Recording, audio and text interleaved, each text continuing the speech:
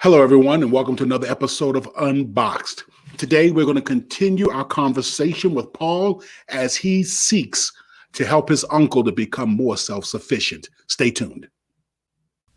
I'm Dr. Robert Davis, family life educator and relationship coach, and welcome to Unboxed, a frank and straightforward conversation about relationships. We're going to talk about family, church, workplace, and all other types of relationships. Join me for the next few moments as we unbox the power and potential of relationships and help you to live your best life. Hello again, everyone. I'm Dr. Robert Davis, and I want to welcome you to Unboxed, where we seek to unbox the power and the potential of all relationships, church relationships, family relationships, workplace relationships, you name it. If you are in a relationship with someone, then we want you to live your fullest potential. And last night, we began having a conversation with a gentleman by the name of Paul. Paul asked this question. He said, "My mom and uncle were very close when she was alive. He has a lot of challenges. He's been in and out of jail and has struggled with addiction issues in the past. My mom always helped him out. Now my uncle looks to me for financial support. I love my uncle and I want to be there for him, but I want him to do more for himself. What can I do?"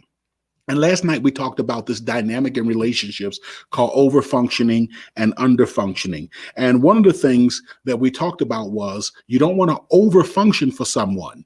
What you want to do is help someone. And by helping, it is moving toward a particular goal. And that goal is providing them with the assistance that they need to become self-sufficient. I even use the example of a child. You don't overfunction for a child. What you do is you train a child and help a child so that ultimately they can do and live and be self-sufficient on their own.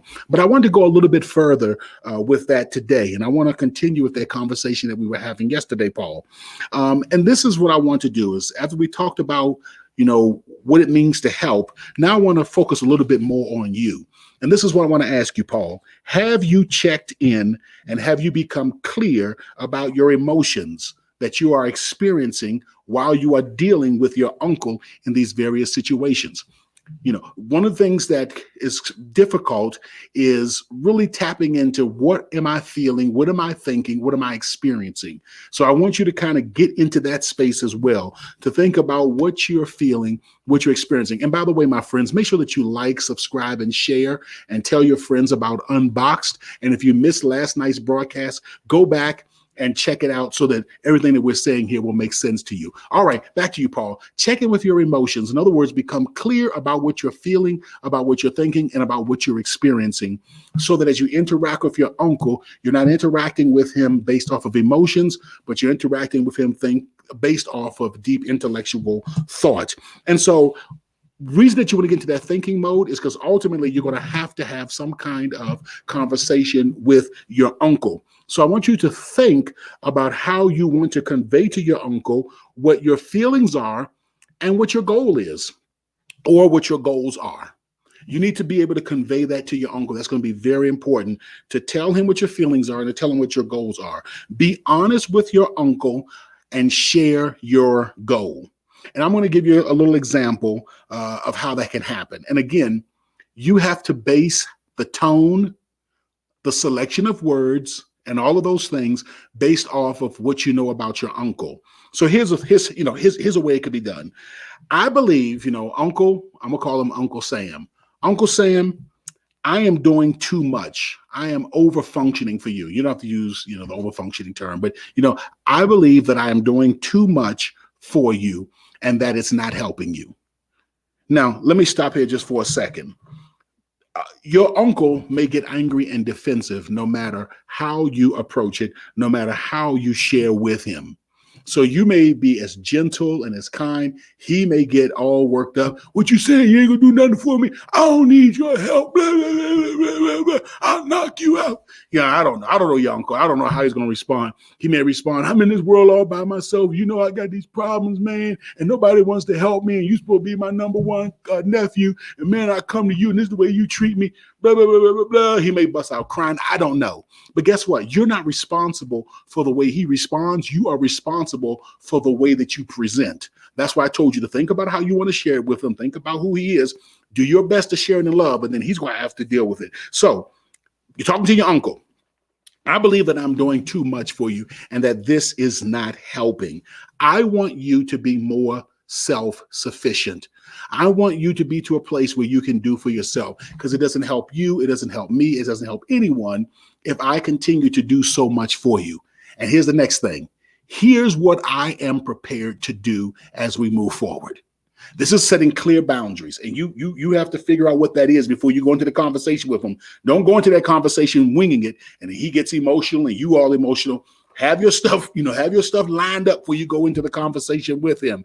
Here is what I am prepared to do in order to help you, in order to assist you, in order to be there for you as you get to a place where you can do more and more for yourself. The last thing you want to do in these type of relationships is enable. The last thing you want to do is overfunction. So again, get clear about what your emotions are so that when you walk into that conversation, you're in a thinking space, you're calm, you're collected, you're able to clearly state what your thoughts, your desires, your feelings, and what you are actually going to do. Share it with him in the way that you know is the most gentle, loving, and kind way based on your relationship with him, based on how he responds. Set clear boundaries, and then you know what? Stick to it, because that's another area that a lot of people fall through on.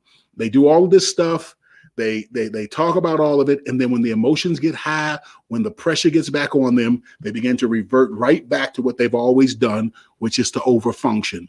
Because I'll be honest with you, overfunctioners love to overfunction. That's why they're overfunctioners. You like that, don't you? Overfunctioners love to overfunction, which is why they're overfunctioners.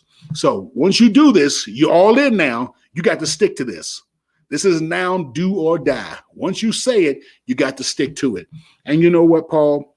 I believe by the very fact that you sent this question in, by the very fact that you're thinking about these things, that you intend to be there to help your uncle, not to overfunction for him, to help your uncle and to see this through. I want to hear back from you, Paul. Tell me how things go.